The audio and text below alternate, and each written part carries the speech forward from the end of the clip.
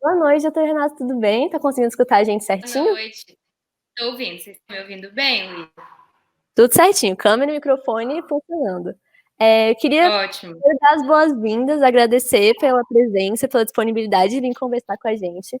A doutora Renata, ela é membro da Comissão de Transtornos Alimentares da Associação Brasileira de Psiquiatria, e ela vai vir conversar um pouco com a gente sobre isso, sobre esses transtornos alimentares na adolescência, como que isso impacta na vida do jovem, quais que são mais afetados, quais são os transtornos que existem e todos esses fatores que muitas pessoas tiveram na dúvida.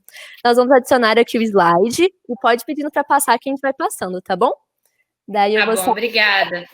e qualquer coisa pode me chamar que eu volto, tá? Muito Tá obrigada. bom, Luiz, obrigada. Boa noite. Boa noite.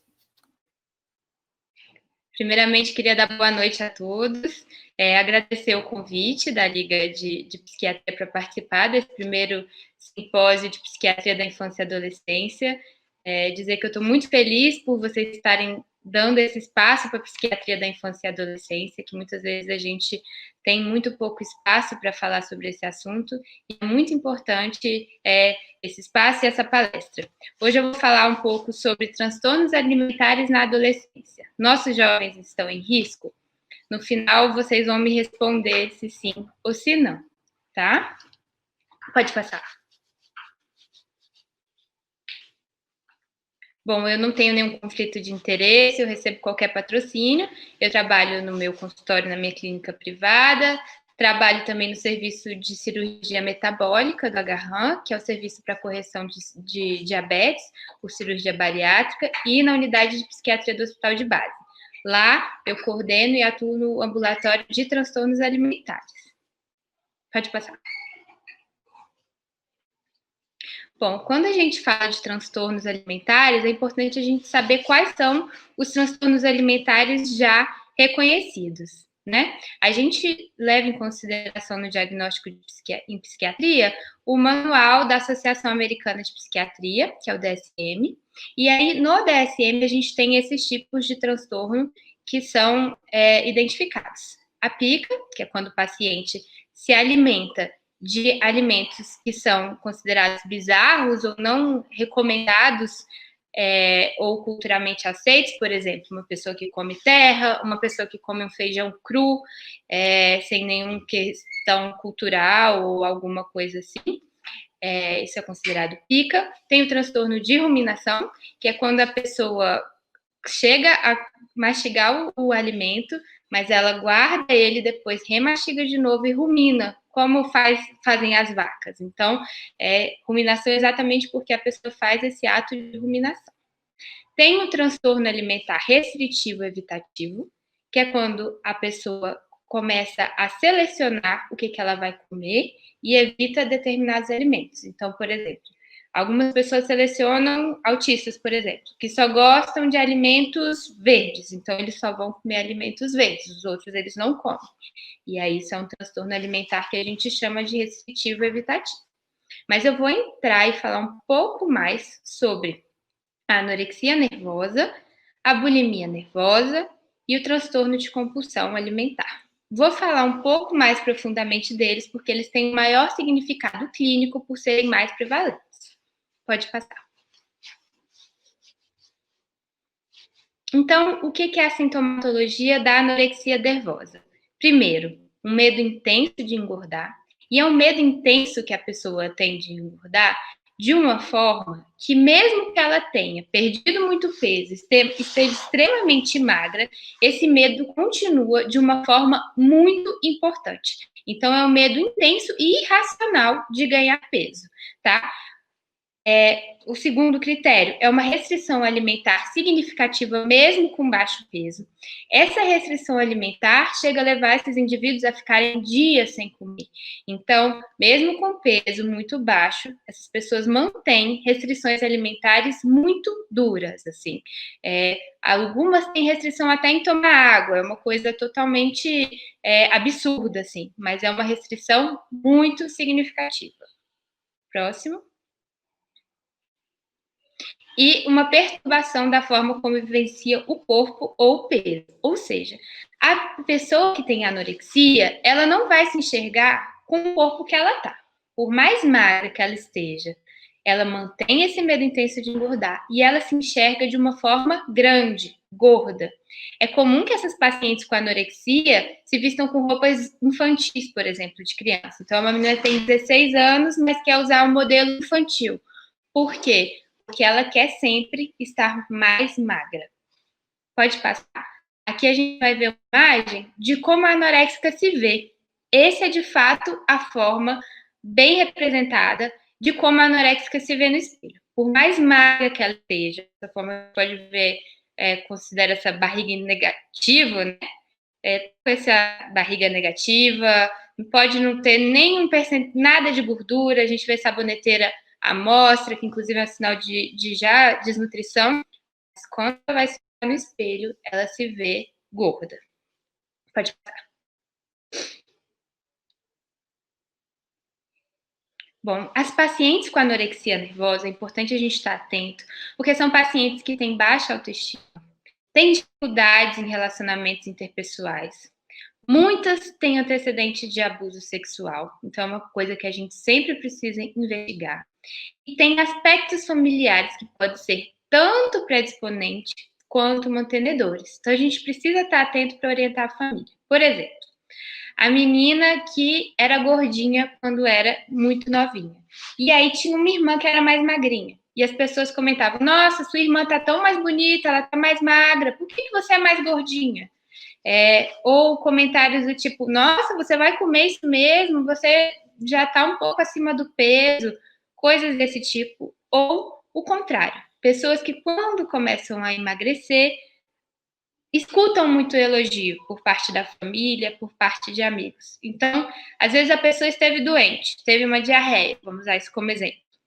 E aí ela apareceu emagrecida. E aí começam a ouvir elogios que são comuns. Então, nossa, você emagreceu, tá mais bonita. Isso pode ser um fator predisponente. E por que mantenedores? Também pode ser mantenedor, por quê? Porque a paciente, quando começa o quadro de anorexia, ela começa a ter um emagrecimento, muitas vezes ela recebe muitos elogios.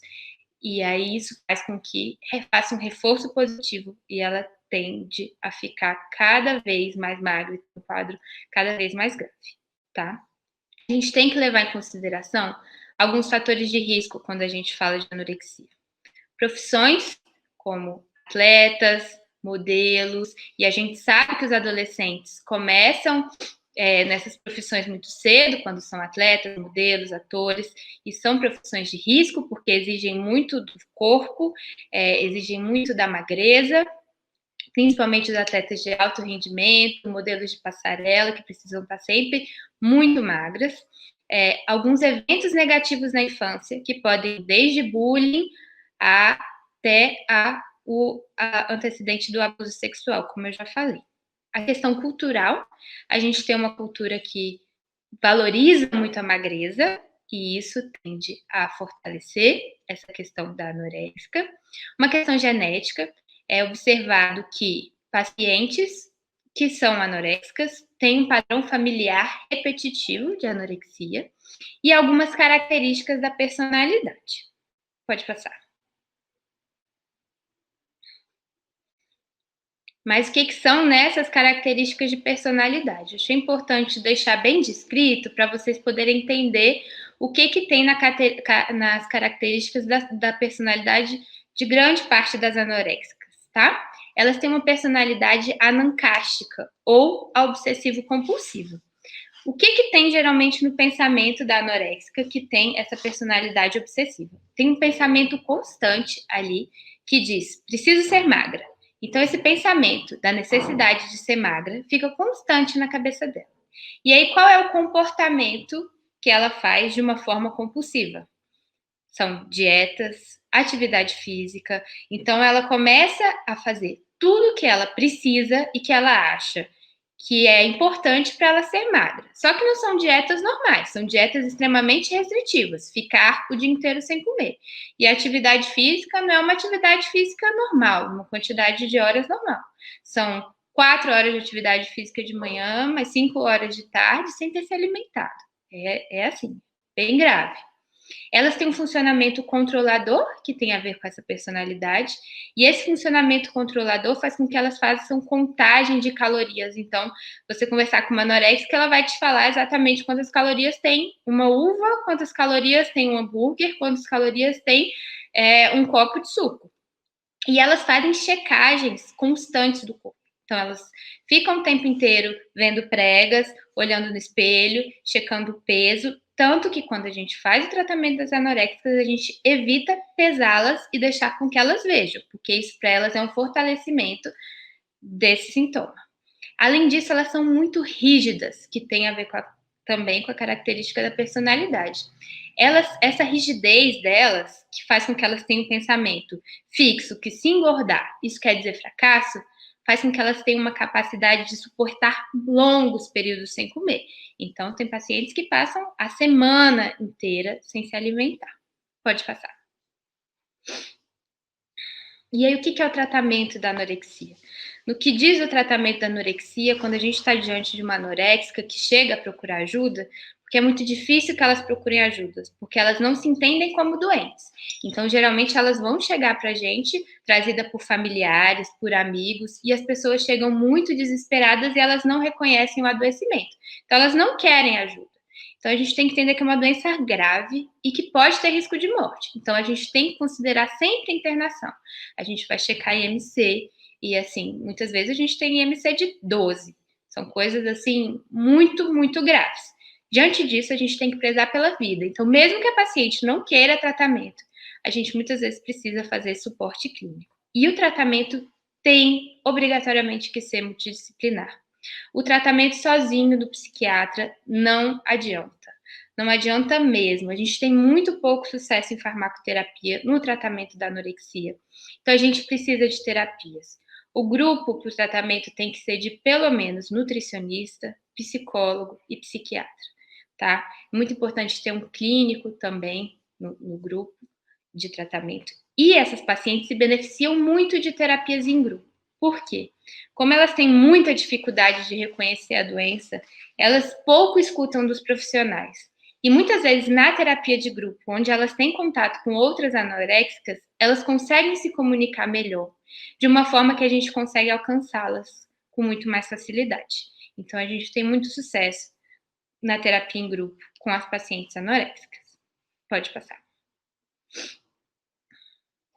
O segundo transtorno alimentar que eu trouxe para poder falar para vocês é a bulimia nervosa. O que é a bulimia nervosa?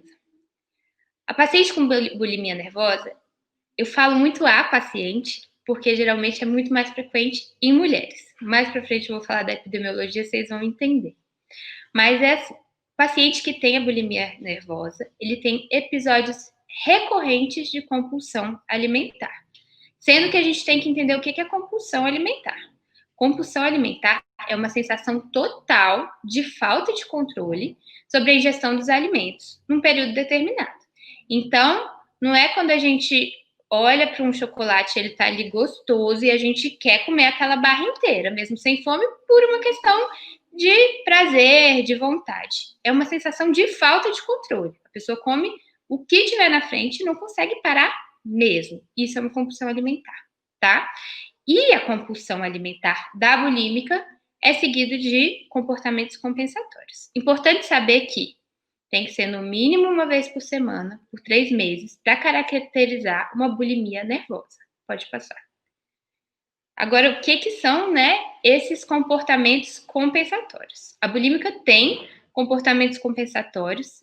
Ela faz o episódio de compulsão e depois faz o comportamento compensatório para ela impedir o ganho de peso. Então, na cabeça dela, ela entende: eu vou comer um boi, que o nome de bulimia vem disso, de fome de boi, vou comer muito, mas depois eu vou compensar. Então, elas fazem vômito, elas induzem vômito. A gente tem casos, assim, no ambulatório de pacientes que não precisam induzir com o dedo, nem com nada. Elas apenas fazem pressão no abdômen e conseguem vomitar, de tanto que são acostumadas a vomitar. Então, são esses vômitos autoinduzidos para aliviar essa sensação do medo de ganhar peso. Também fazem o uso indevido de laxantes. Então, são pacientes que a gente tem que ficar de olho, que elas podem espoliar potássio, fazer algumas alterações hidroeletrolíticas graves, porque elas fazem uso indevido de laxantes e também diuréticos ou qualquer outro medicamento que falarem para ela que vai ajudar a perder peso. Além disso, depois desse período de compulsão, elas podem usar como mecanismo compensatório períodos longos de jejum ou exercício físico em excesso de uma forma muito extenuante.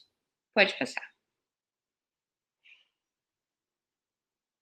Então, como que é o padrão de comportamento alimentar para ficar bem claro de uma bulímica? Primeiro, ela costuma fazer um período de dieta.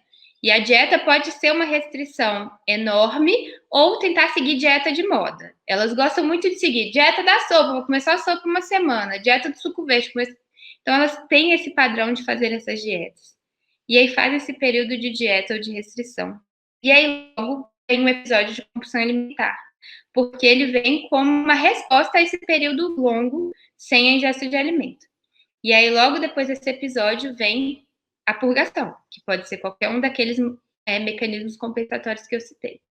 Depois dessa purgação, vem um peso na consciência, culpa, vai fazer a dieta de novo. Faz aquela restrição longa, não consegue aguentar, porque vai vir um impulso de fome. E aí faz o episódio de compulsão. O episódio de compulsão dá a culpa e faz a purgação. E isso fica seguindo de uma forma frequente e recorrente. Pode passar. É como se elas se alimentassem assim mesmo. Elas já se alimentam querendo comer muito e já pensando na hora que vão purgar. Então, essa foto traz assim de uma forma que dá pra gente entender, como se elas tivessem que comer mesmo em cima do vaso para elas conseguirem comer, e aí comem, sentem aquele prazer e de repente vomitam para não ganhar o peso daquele alimento. Pode passar. Ficou ruim esse slide?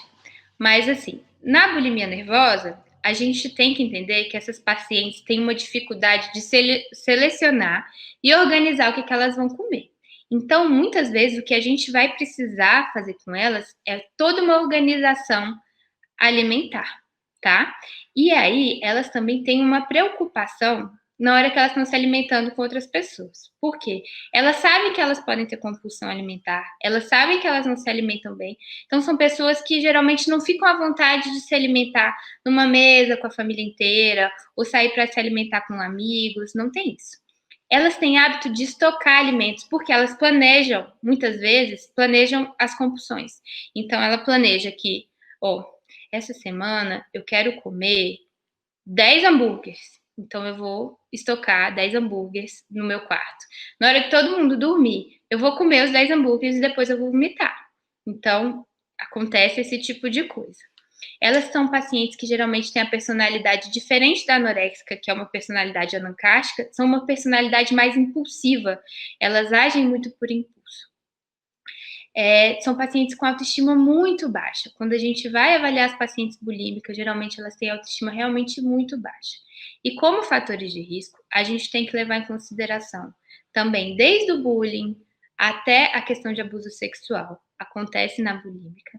A questão familiar, como na anoréxica, da questão de das pessoas comentarem, falarem sobre gordura, às vezes a família inteira valoriza demais a magreza, então tem também como fator de risco, e é importante a gente ficar de olho nisso. Outro fator de risco são pessoas que seguem dietas.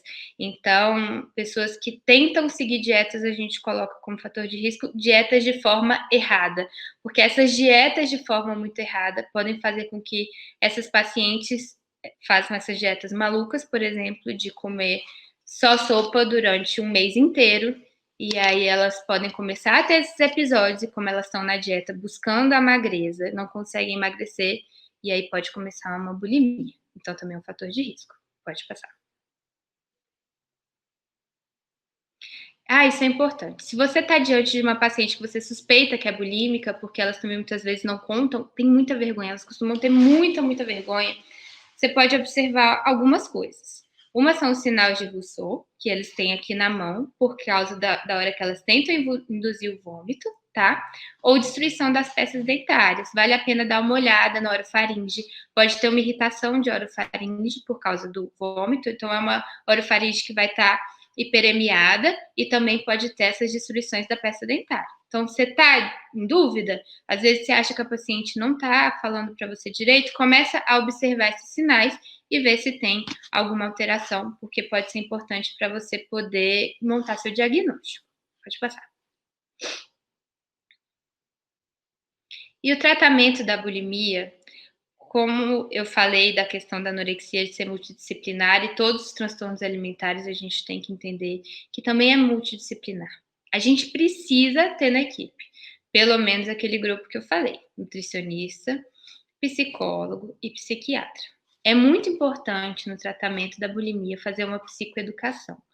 Essa psicoeducação é da paciente, orientá-la como ela vai ter que funcionar com o comportamento alimentar a partir de agora, orientar a dieta, orientar o que ela tem que evitar, que muitas vezes tem muitos gatilhos, né? E a gente precisa identificar. Às vezes o gatilho é uma chateação.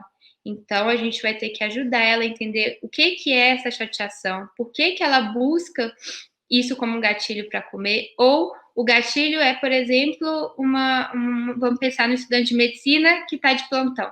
E aí, todos os plantões que ela faz, ela acha que ela precisa se compensar comendo. Então, ela come muito e aí depois ela vomita, porque tem a culpa.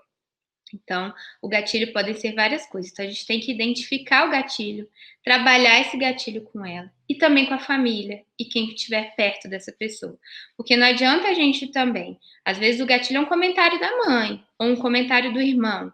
E se a gente não trabalha essa família para entender que a bulimia é uma doença e precisa ser cuidada, as pessoas não entendem como adoecimento e entendem muitas vezes como uma falta de vergonha na cara, porque a gente escuta muito em relação aos transtornos mentais e aos transtornos alimentares também, e acaba que as pessoas não ajudam e a paciente fica muito sozinha. E as pacientes de transtornos alimentares nunca vão conseguir se tratar sozinha. Então, a gente precisa muito dessa psicoeducação. E a farmacoterapia na bulimia tem mais efeito. Na anorexia, a gente tem muito pouco trabalho relacionado a fármacos e muito pouco efeito. A gente vê, inclusive, que o cérebro das anoréxicas responde muito menos aos antidepressivos. Então, tem uma questão da falta de nutrição que atrapalha tudo. Mas nas bulímicas a gente já tem uma resposta melhor a tratamento, então a gente consegue também tratar com medicação para poder, às vezes, segurar os gatilhos. Então, tem uma resposta um pouco melhor. Pode passar. O mais frequente agora, que é o transtorno de compulsão alimentar, realmente é o mais frequente que a gente tem. E o que é o transtorno da compulsão alimentar? É importante a gente saber e diferenciar, identificar, e não achar que tudo é um transtorno de compulsão alimentar. Porque o que eu mais escuto no meu consultório, no ambulatório, são pacientes chegando, eu tenho compulsão alimentar. Quando a gente vai ver, não é nada. A pessoa só não consegue seguir uma dieta e às vezes foge da dieta, não é uma compulsão. Para ser um transtorno de compulsão alimentar, o paciente precisa ter uma ingesta excessiva de alimentos, no que diz respeito a tempo, voracidade e quantidade. O que é isso? Ela tem que comer mais rápido que o normal, então ela se alimenta de uma forma rápida. Comer até se sentir desconfortavelmente cheio. Esses pacientes costumam dizer pra gente que comem até sentir o estômago realmente dilatar ou sentir a comida voltar.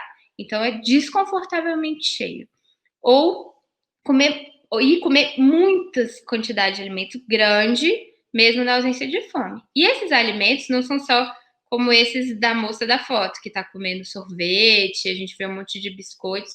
Podem ser qualquer alimento. Então, a gente tem lá no IPQ, eu faço minha formação lá, e lá eles falam do exemplo de uma paciente que comeu o feijão feijão congelado.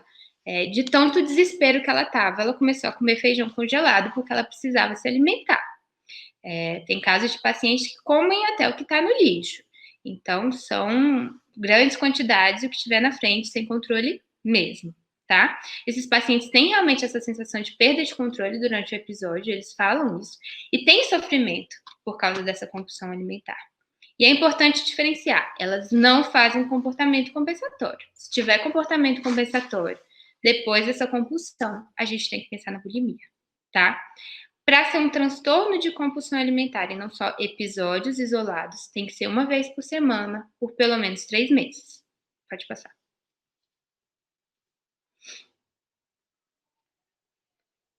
Quando a gente está diante de um transtorno alimentar, a gente precisa pensar que geralmente tem gatilhos emocionais. Às vezes, os gatilhos emocionais podem ser diversos, desde uma tristeza ou uma grande satisfação. Tem gente que chega e fala, eu como porque eu estou muito feliz, então eu vou comer sem parar. E aí também perco o controle quando eu começo a comer. Ou tem pessoas que falam, toda vez que eu tenho uma frustração, eu como. Então a gente tem que identificar se tem esses gatilhos emocionais e se tiver a gente trata. Mas pode ser que a pessoa também não consiga identificar gatilhos, mas se tiver é mais fácil para a gente tratar. A compulsão também pode ser planejada, ela não é só impulsiva, então às vezes os pacientes também têm, como as bulímicas, o hábito de estocar alimento para poder saber que na hora que vier o ato da compulsão, elas terem o que comer, tá? A gente observa de 41% a 57% de herdabilidade, então é muito grande, muito presente, então a gente sabe que tem um padrão familiar muito significativo. Agora, uma coisa fundamental. Muita gente associa a obesidade e não tem associação com obesidade, tá? A gente não pode pensar que sempre que uma pessoa tem transtorno alimentar, ela é obesa, porque não é. E o peso também não tem relação direta com a gravidade. Eu tenho uma paciente no meu consultório que ela come lixo e ela não é nem sobrepeso. Então, ela não pode ter nada em casa. E se tiver, ela chega a comer, inclusive, lixo. E não tem nem sobrepeso. Então, a gente pensar que uma pessoa com IMC normal tem episódios gravíssimos de compulsão alimentar. E, às vezes, uma pessoa que está obesa, não necessariamente, ela tem um transtorno de compulsão alimentar mais grave do que essa paciente, por exemplo. Pode passar.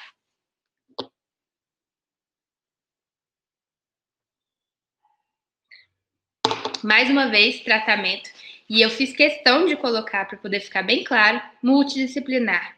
Ninguém trata transtorno alimentar sozinho. Assim como na bulímica e na anorexia, a gente precisa fazer muito psicoeducação. Eu vou trazer um exemplo de um paciente de 10 anos que a gente trata no hospital de base. Ele tem compulsão alimentar e a gente orientou a família sobre a nutrição, a dieta, que era importante nesse momento que ele está se reeducando em relação à alimentação, que a gente tirasse coisas, guloseimas de casa. Só que a família tinha um hábito muito grande de comer guloseimas. O que eles começaram a fazer?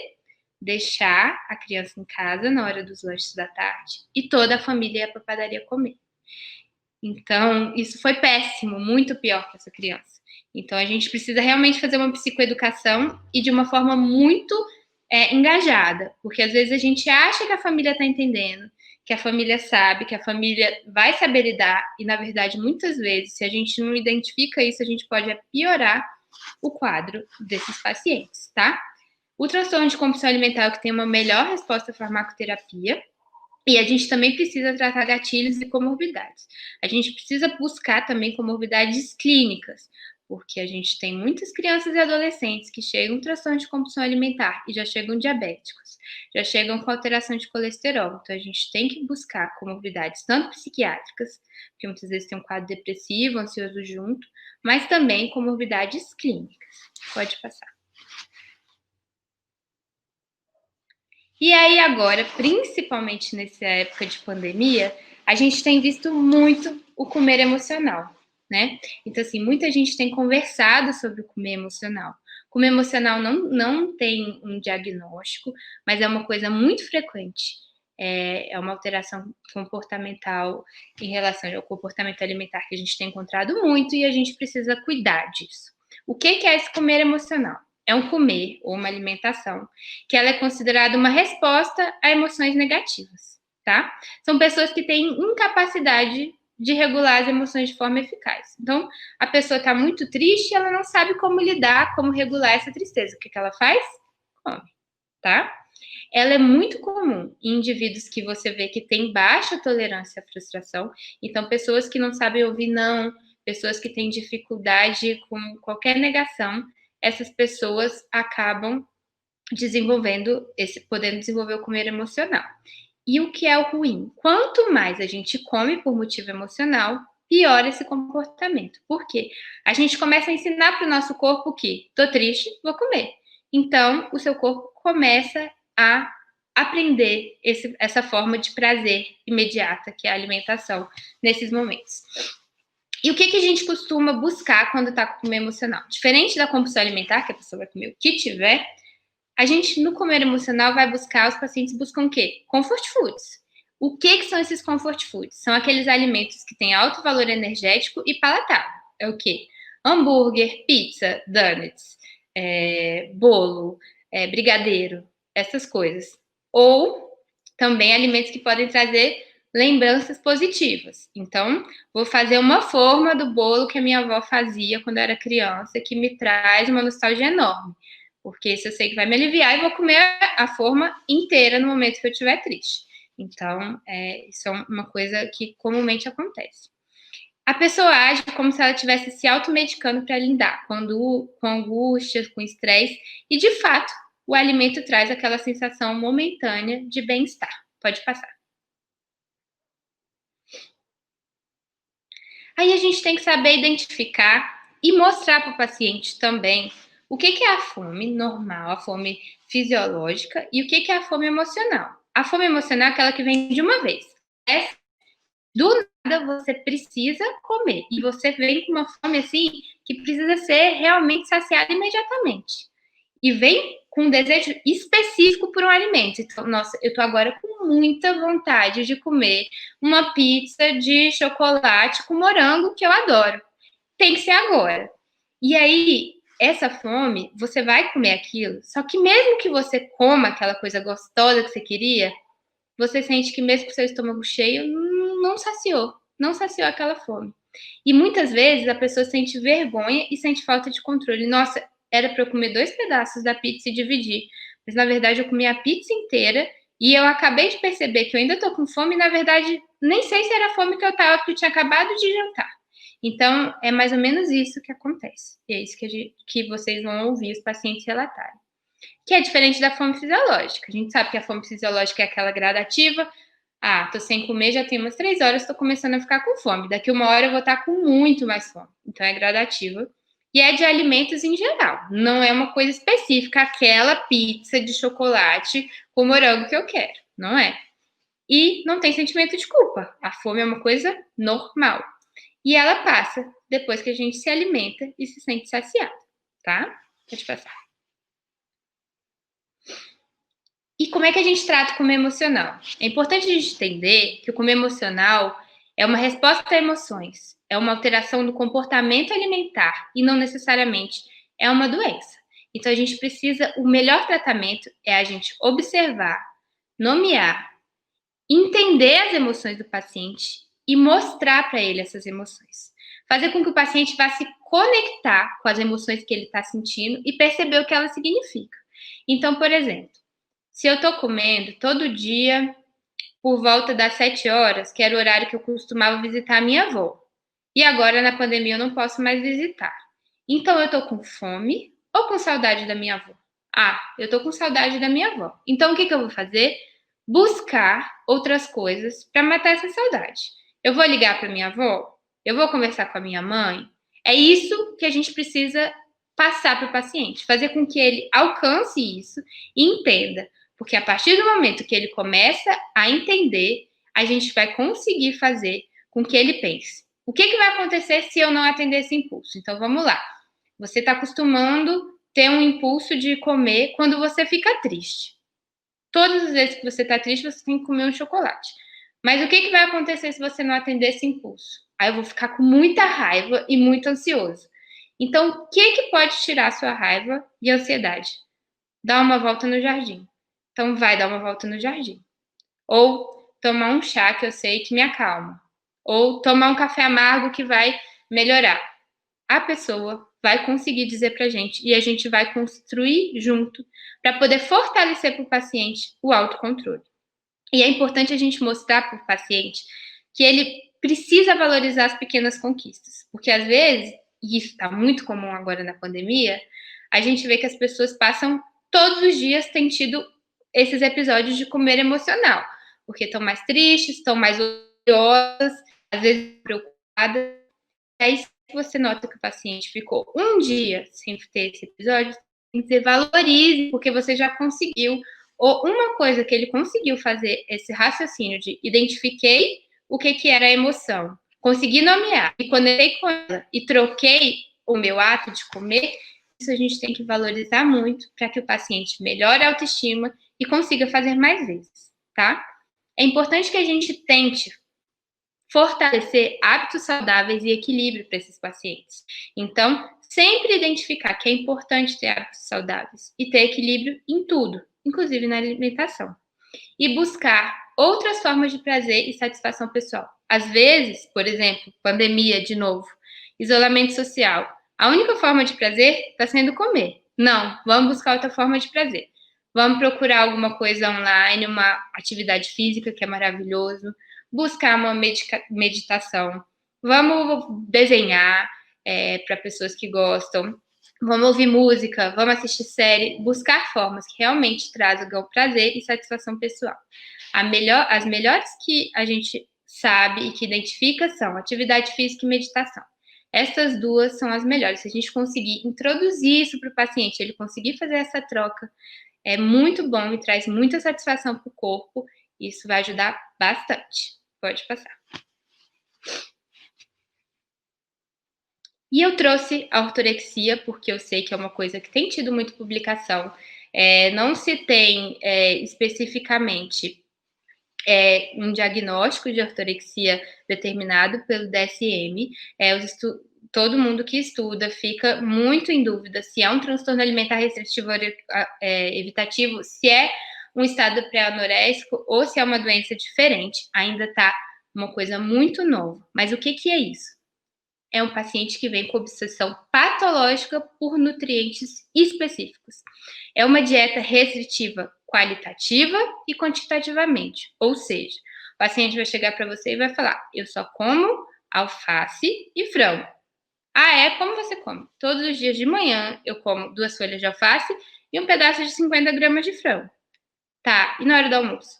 3 folhas de alface e um pedacinho maior de frango.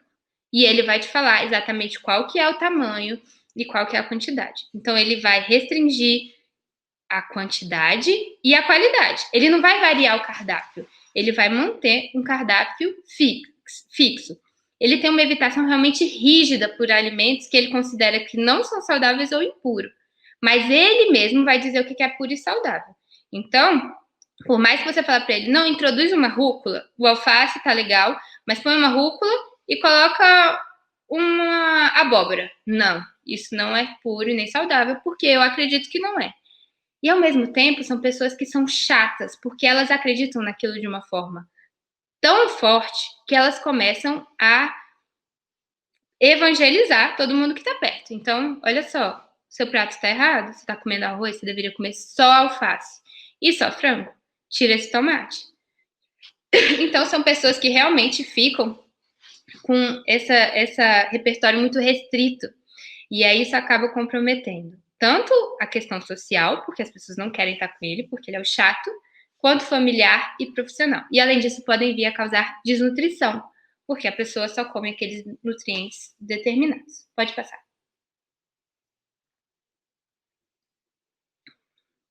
Tá bom, mas e a adolescência, né? Vim aqui para falar sobre os transtornos alimentares na adolescência.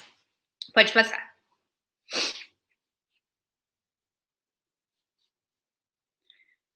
Adolescência tem várias definições, né? A gente for pegar sobre a OMS, a OMS vai dizer que é a segunda década de vida. Se a gente pegar o dicionário, vai falar de um período de desenvolvimento humano que passa da juventude, que é a parte passa entre a juventude e a idade adulta. Se a gente pegar o Estatuto da Criança e Adolescente, vai falar de uma faixa etária entre 12 e 18 anos. E se a gente pegar alguma definição mais clínica, como essa de Stone, ele vai falar que é um período de mais ou menos 2 anos, que precede a puberdade e as mudanças físicas que ocorrem nessa fase, e que se o comedo é marcado por uma explosão de crescimento físico, e também onde vão ocorrer várias mudanças físicas e psicológicas nesse período. Pode passar.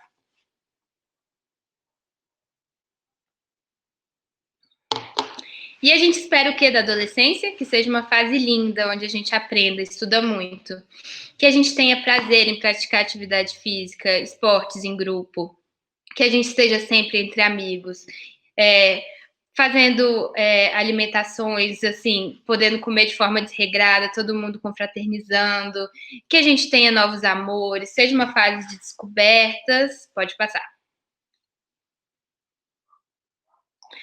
Mas, infelizmente, na verdade, a adolescência não é essa coisa linda que a gente imagina de filme americano, de ser maravilhosa. A gente sabe que é uma fase muito difícil.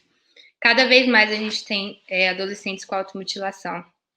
Em vez de ter uma inserção de grupo, a gente vê muitos adolescentes que se isolam de grupos ou que se não identificam em grupos nenhum. Muitas dificuldades de estudo, dificuldade em relações pessoais e muito álcool, uso de drogas. Infelizmente, a gente vê que a adolescência é uma fase de muita dificuldade. Pode passar. A adolescência é uma fase que a gente tem uma imaturidade neurobiológica e emocional, mudanças físicas, alterações hormonais, desenvolvimento de caracteres secundários. Tudo isso vai trazer para o paciente uma vulnerabilidade psíquica gigante, num período que ele está precisando construir a identidade e que a sociedade, a família, os amigos cobram que ele tenha escolhas de longo prazo da vida, por exemplo, profissão, qual faculdade vai fazer. O adolescente ele precisa de ter uma autoaceitação condicionada a critérios que são formulados por outros, podem ser por amigos, por familiares ou por modelos sociais, e isso faz com que ele sinta uma necessidade de ser aceito por outros grupos. Então, ele está muito mais suscetível à influência da mídia e também muito mais sensível a qualquer coisa que significar para ele uma rejeição. Pode passar. Para a gente ter uma ideia bem clara, eu trouxe esse estudo que foi feito por Chronicle em 2018, que mostra, por meio de imagens de ressonância magnética, o que acontece no cérebro durante a adolescência, para a gente entender exatamente o que acontece nesse período. Em primeiro lugar, a gente observa que tem mudança na estrutura e nas funções cerebrais. Essas mudanças são, inclusive, do volume da massa cinzenta em regiões específicas, que fazem com que o adolescente possa desenvolver e ter melhor compreensão social e comunicação. Além disso, tem aumento de conexões de substância branca, permitindo comunicação bem-sucedida entre diferentes áreas do cérebro. Essa comunicação melhor-sucedida entre essas diferentes áreas do cérebro faz com que o paciente também, o adolescente, tenha um maior controle comportamental. Além disso, também tem melhoria da conexão entre córtex pré-frontal e o estriado subcortical, que faz com que reduza a impulsividade e crie uma habilidade de esperar por recompensas, e isso é muito importante. Então, vamos lá. O que acontece na adolescência até a idade adulta? Ele vai aprender a ter menos comportamentos impulsivos, conseguir esperar melhor e ter uma maior compreensão social, de comunicação e maior controle comportamental. Pode passar. E quando a gente pega agora a epidemiologia, falei de adolescência, falei de transtorno alimentar. Quando a gente pega a epidemiologia de transtorno alimentar, a gente vê que quando a gente pega, vamos pegar assim, um exemplo dos Estados Unidos. Entre as doenças mais comuns na adolescência nos Estados Unidos, a primeira é a obesidade, que tem uma relação com o transtorno alimentar em alguns casos. Então, a gente tem que estar atento que alguns desses obesos vão ter transtorno de compulsão alimentar. E a terceira é a bulimia. Então, a gente tem duas alterações de comportamento alimentar dentre as doenças mais comuns na adolescência nos Estados Unidos. Quando a gente pega a bulimia e a anorexia, a gente vê que tem um início tipicamente na adolescente. Independe de classe social. Então, mesmo que seja um adolescente mais pobre ou mais rico, a gente vê que o início é geralmente na adolescência. Comumente vai começar por volta dos 14 anos de idade. Quanto mais cedo é a puberdade, costuma começar mais cedo os transtornos alimentares. A gente trata paciente no ambulatório de 7 anos, de 10 anos. Então, a gente tem tido pacientes cada vez mais jovens, tá? O que faz com que a prevalência maior de anorexia e bulimia, principalmente, seja nessa fase da adolescência? Principalmente a transformação do corpo e uma questão de uma negação do corpo adulto. Quando a gente pega esse histórico lá que eu falei da questão do abuso sexual, isso é uma coisa que a gente entende bem. Essas pacientes não querem ter o corpo adulto porque elas se sentem mais suscetíveis a terem questões de abuso. Isso pode ser um dos quesitos, tá? E uma maior exposição social nessa época, porque eles começam a ter rede social, a ter uma interação na escola, a começar a sair e começam as comparações, tá? O transtorno de compulsão alimentar tem um início mais tardio, geralmente é no final da adolescência, tá? E aí, quando a gente pega, se a gente pegar para poder fazer a proporção, na anorexia a gente tem um homem para cada 10 mulheres, tá? No transtorno de compulsão alimentar, é um homem para cada 2 mulheres. E nos transtornos alimentares, de forma geral, varia de 1 para 6 até 1 para 10. Então, realmente, transtornos alimentares são mais comuns em mulheres, mas também existem em homens. Pode passar.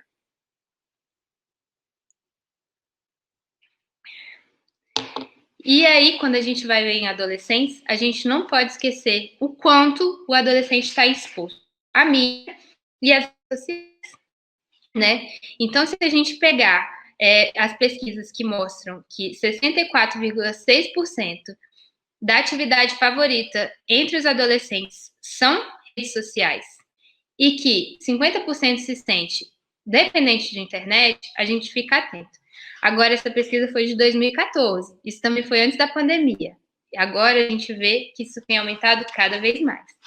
Além disso, 86% das pessoas entre 9 e 17 anos são usuários de internet do Brasil. E a gente vê que 82% tem perfil em rede social.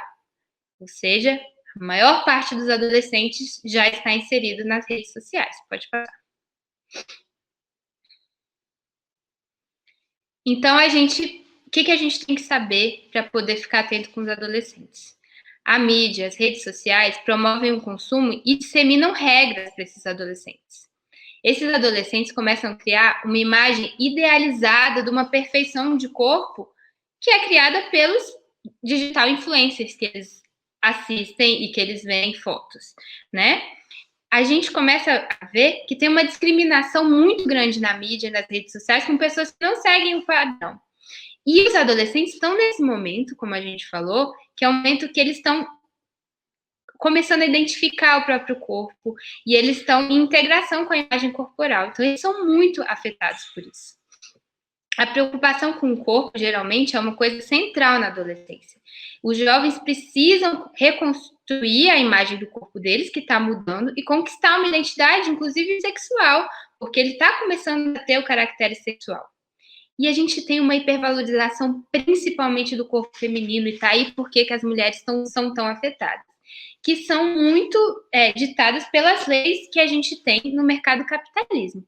O que é hoje o corpo belo? Se você for pensar no corpo belo, hoje é uma mulher magra, jovial, esguia, e aí quando você vê uma mulher magra, jovial, esguia, você já pensa que ela tem sucesso, competência, que ela é feliz, que ela tem liberdade, bem-estar, e que isso vai fazer com que ela seja bem inserida e bem aceita pela sociedade. Essa é a impressão que a gente tem pelo que a mídia vende pra gente. Pode passar. Tô acabando, Luísa, pode ficar tranquila. Não se preocupe, só que a gente vai ver umas perguntinhas, daqui a pouco eu vou falar aqui. Pode continuar. Tá bom, tô acabando. O padrão da beleza na história a gente vê que mudou, né? A gente vê que já foi um padrão de mulheres mais gordas, depois de mulheres com corpo mais violão. Infelizmente, hoje o que a gente vê são a valorização de mulheres cada vez mais magras, mais definidas em relação à musculatura, com menos percentual de gordura. Pode passar. E aí a gente vem com essa questão da beleza. Hoje a gente sabe que o que a gente valoriza é um corpo, sempre tem uma valorização histórica do corpo feminino, mas agora na valorização cada vez mais da magreza. né? Que ela é vendida, como eu falei, como sinônimo de sucesso. A gente vê que as pessoas magras têm elogios de forma constante, e isso faz com que os adolescentes fiquem cada vez mais insatisfeitos e buscando esses padrões, que muitas vezes são realmente inalcançáveis, são coisas irreais. Às vezes a foto que ele vê só tem Photoshop e é uma coisa impossível. A pessoa que vende que está feliz com aquela imagem, na verdade, está muito triste, né? Então, quanto maior a diferença entre o corpo que o adolescente tem e o que ele idealiza, mais frustrado, com maior redução da autoestima e com pior humor, esse paciente vai estar. Pode passar. Então, vamos lá. O que a gente vende? Que para ser um homem maravilhoso, bem-sucedido, tem que ser igual Rodrigo Hilbert. E uma mulher maravilhosa, bem-sucedida, a la Gisele Bündchen. E a mídia vai lá e vai vender isso para você. Facebook, a TV, YouTube, Instagram. E aí a gente vai tentar fazer e não vai conseguir, vai se frustrar. E a partir do momento que se frustra, pode começar desde transtornos alimentares até quadros ansiosos e depressivos por causa dessa coisa que ardeia a gente de informação, entendendo que isso que é o correto, que isso que é o sucesso. Pode passar. Então, a adolescência, para a gente concluir, é um período que a gente tem que entender que é uma construção de identidade. E que nossos adolescentes, as meninas estão buscando cada vez mais a magreza. E os meninos estão buscando cada vez mais definição muscular. A gente tem que buscar uma forma de ajudar essas crianças, esses adolescentes, porque essa busca por essas estratégias comportamentais para poder fazer com que eles tenham essas imagens corporais de acordo com o que eles idealizam, são potencial desencadeantes para transtornos alimentares e também para outros transtornos psiquiátricos. A gente precisa fortalecer que as belezas são únicas e individuais e valorizar as características positivas de cada indivíduo. Pode passar. Não é a opinião da gente que pode definir o indivíduo. Passa. A gente tem que ver como culpa e passar isso para os adolescentes também. A gente tem que parar de se cobrar, de querer ser de acordo com um padrão. E a gente tem que valorizar o que realmente importa, que é ser saudável. Passa. Para encerrar, eu trouxe isso, que eu acho que é muito importante. Esse reflexo que a gente vê no espelho pode ser distorcido por uma ideia de beleza construída pela sociedade. Então, a gente precisa ter isso claro e transmitir isso para os nossos adolescentes. Pode passar, obrigada. Boa noite, doutora. Muito obrigada pela sua explicação, pelas últimas imagens, principalmente, para toda a galera se atentar, né, com isso. A gente recebeu muitas perguntas, foram mais de 100 perguntas, mas como o nosso tempo está curto, eu tentei juntar algumas que coincidiram, né, que chegaram aqui para a gente primeiro. E a primeira é relacionado com o sistema nervoso, perguntando se tem algum motivo de alteração do sistema nervoso que possa levar a esses transtornos e se a bulimia ou a compulsão podem estar relacionados com esse sistema de recompensa no sistema nervoso. Sim, tem uma relação sim, a gente vê uma relação bem clara. Na anoréxica a gente tem poucos estudos, então eu vou tirar um pouco dessa resposta. A gente tem quase nenhum estudo, então a gente realmente não sabe muito do funcionamento cerebral da anoréxica, mas quando a gente vê no quesito da bulimia e dos transtornos alimentares, a gente vê que eles têm uma recompensa específica de serotonina. Então, realmente, a gente vê que esses pacientes, quando a gente, inclusive, trata com inibidores de recaptação de serotonina, muitas vezes eles melhoram, porque eles têm uma resposta que é exatamente isso. A busca pelo prazer ali, por causa de um déficit de serotonina no cérebro, faz com que eles busquem, às vezes, o prazer no alimento. E aí tá cheio ali de prazer, e aí tem esses episódios. Obrigada. A outra pergunta é relacionada com essa abordagem do paciente. Como que a gente consegue identificar, por exemplo, uma anorexia que ainda está no início e como que a gente pode intervir sobre isso? Eu acho que é legal a gente ver, lembrar do que eu falei da ortorexia, né? Que muitas vezes é um estado pré-anoréxico. A gente começa a observar que a paciente está começando a perder peso, muito peso. Aí a família vai vir te dizer que ela está toda hora se olhando no espelho. Então, são alterações comportamentais. De repente, a pessoa para de querer comer perto da família e, na verdade, ela muitas vezes está realmente parando de comer. Então, são alterações comportamentais que vão ser observadas por outras pessoas e vão chegar até a gente dizendo disso, principalmente dessa evitação de se alimentar perto dos outros, da perda de peso e dessa checagem. Isso realmente é o que a gente mais costuma ver, vir como queixa da família, dos acompanhantes. Perguntaram também se essa obsessão, como se fosse, digamos, pelas calorias ou por algum alimento específico, pode ser confundido com um transtorno obsessivo compulsivo, por exemplo. Pode. E aí, como é que a gente vai diferenciar? Porque o transtorno obsessivo compulsivo, a pessoa vai ter essa obsessão, mas ela vai se alimentar, né? Então, ela não vai ter esses períodos longos de privação de alimento.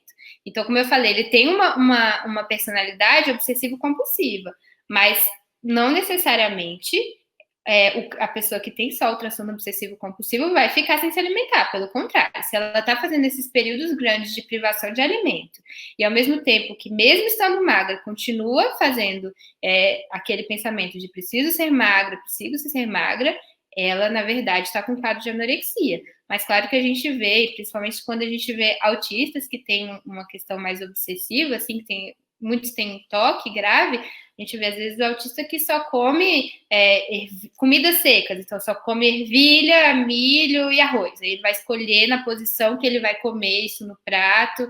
E então a gente vê que aí sim é um toque, uma questão do transtorno obsessivo-compulsivo relacionado à alimentação. E aí vira o que a gente fala de um transtorno alimentar restritivo evitativo, e a gente trata, mas é diferente da anorexia.